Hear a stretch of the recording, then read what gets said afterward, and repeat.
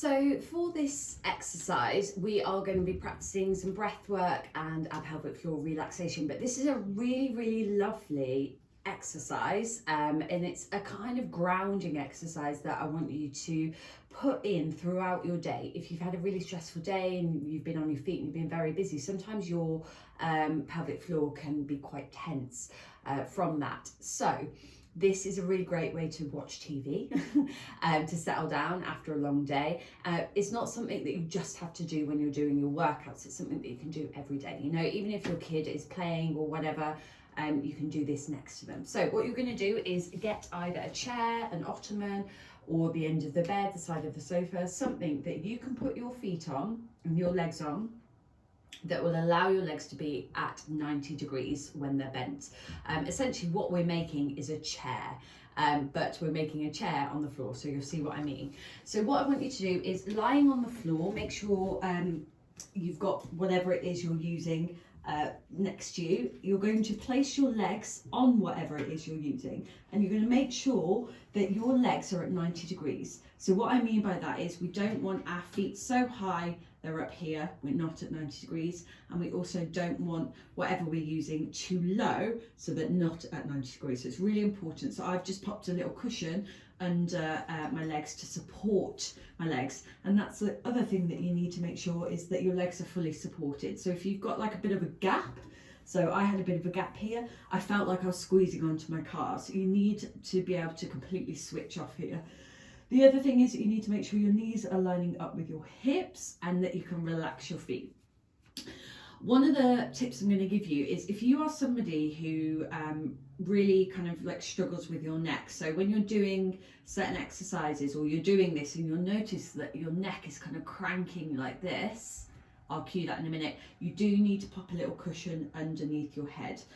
So don't be a warrior, don't push through. If you're finding that your neck is overcompensating, then pop a pillow under your head or a yoga block, whatever it is that you need.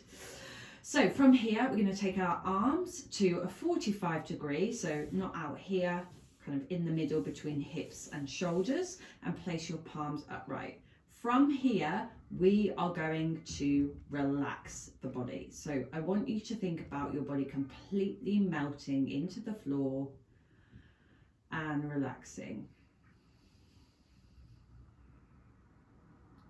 Now, whilst you're here, I want you to practice your diaphragmatic breathing. So breathing into the ribs, letting the ribs expand. Exhale with an audible ribs come in. Can you breathe into the back of your body as well? Good. I want you to keep going with that breath.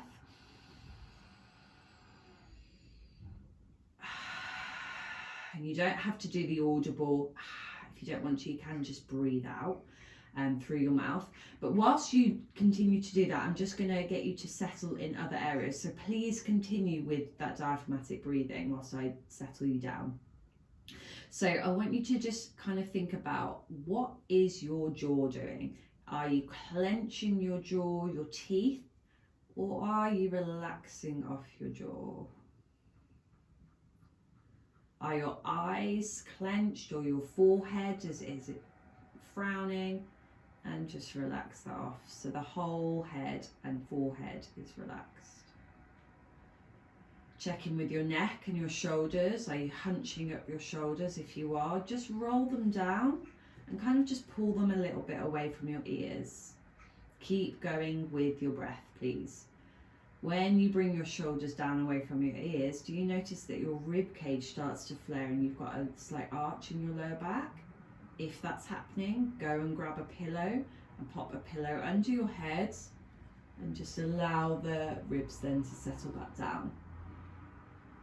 If they are kind of arching, sorry, your lower back is arching and your ribs are flaring, you can also just pop your hands onto your ribs and just kindly remind them to come down. It's safe here. Your breath will help everything settle and soften down, and that's what we're looking to restore. We're looking to restore like good alignment in your body. Your body has adapted and expanded during pregnancy, and in order for it to kind of settle back into what it was once, or what it, you know, might move closer to, we need to actually send our breath there to tell our body it's safe for you to do that. So whilst we are strength training, we also need to learn how to kind of relax off areas to know that it's safe to move into that space. So for your ribs, for example, they need to be kind of told with our breath, hey, it's safe for you to kind of move back into your space now. So allowing the belly to soften. I hope you're still going with your breath.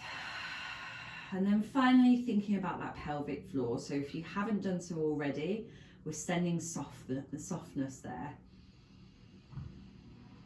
So you might have heard me say this on a video before, but I want you to imagine that your pelvic floor is like a rosebud. It's not completely closed, it's not closed off like it is in winter, and it's not in full bloom like it is in summer. It's at that delicate stage where the petals are just kind of softly starting to bloom and everything just looks quite limp.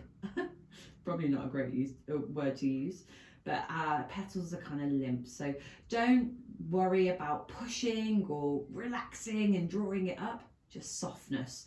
Send your breath there. And then finally, just thinking about your legs. Are you overcompensating with your legs? Are you actually squeezing your inner thighs and your calves because your body's trying to settle down? Please, if you can, try and send your breath to your lower limbs and completely relax.